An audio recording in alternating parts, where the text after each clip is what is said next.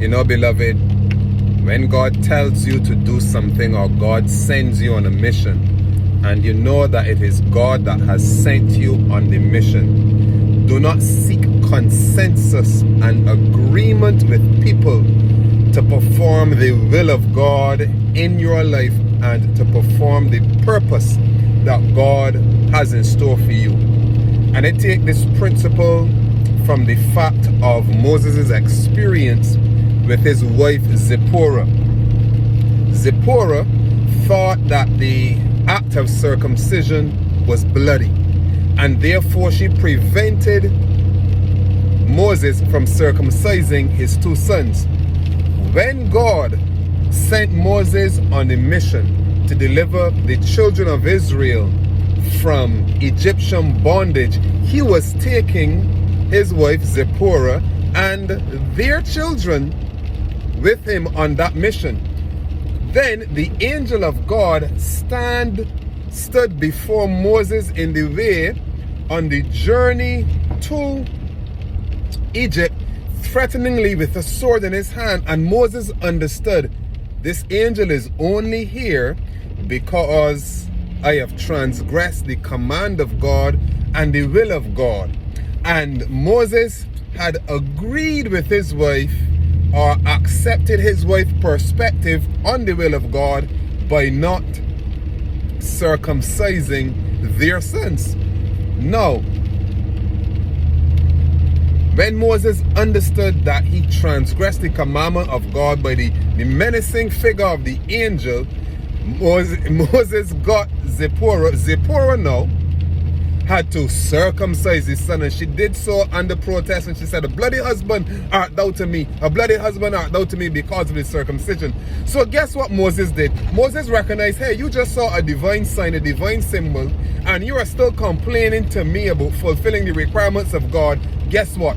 You stay here with your father Jethro, and you chill out until I am finished with what God has told me to do, because clearly, even though you are my wife, you do not understand the importance of me fulfilling the requirements of God, and you are getting in the way, or you can potentially get in the way of me fulfilling the purpose that God has called me to fulfill. So this is what Moses would have had to tell Zipporah. And guess what? He left Zipporah and her sons, Gershom and Merari, with their father and grandfather. And he went on his way, met with Aaron, and he went to Egypt, and the rest was history.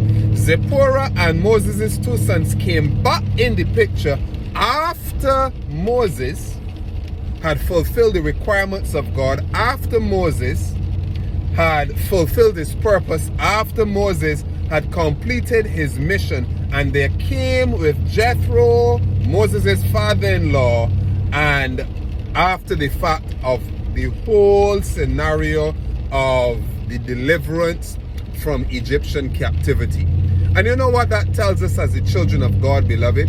Sometimes your family members, sometimes your husband, sometimes your wife, sometimes your brother, sometimes your sister, sometimes your aunt or uncle or grandmother or grandfather, people that you love, they can literally get in the way of you fulfilling your purpose, the command of God, the requirements of God in your life. So do not let anyone, anything come between your soul and Savior. As a matter of fact, the church itself can get in the way of you fulfilling the purpose of God for your life. I remember what I believe it was William Booth said. He wanted to go and take the gospel in England to the unfortunate, the underserved, the cast out, the people in the streets. And the church was like, no, don't do that. How dare you?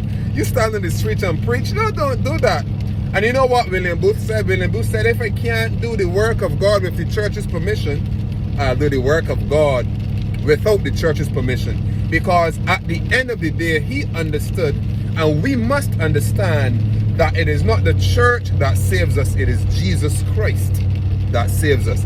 And this does not minimize or marginalize the importance of church in any way, but it does not place the church above God, because the church is founded on truth, and the truth comes from God. Or at least the church is to be founded on truth, and the truth comes from God. And so the church, truth, and the will of God takes precedence to the church. And truth and the will of God takes precedence to your family, to your filial connections, to your romantic connections, to everyone, everything. God is always first. So be encouraged today. You do not need to take consensus with people in order to fulfill the plain requirements of God, and in order to fulfill the purpose that God has called you to fulfill. They will come after. They may not see it now, they may not recognize it now, they may not understand it today, but it will come after. So you have to take courage and not allow nothing or no one to come between your soul and your Savior, and with you, and come between you fulfilling God's divine purpose for your life. Blessings and peace.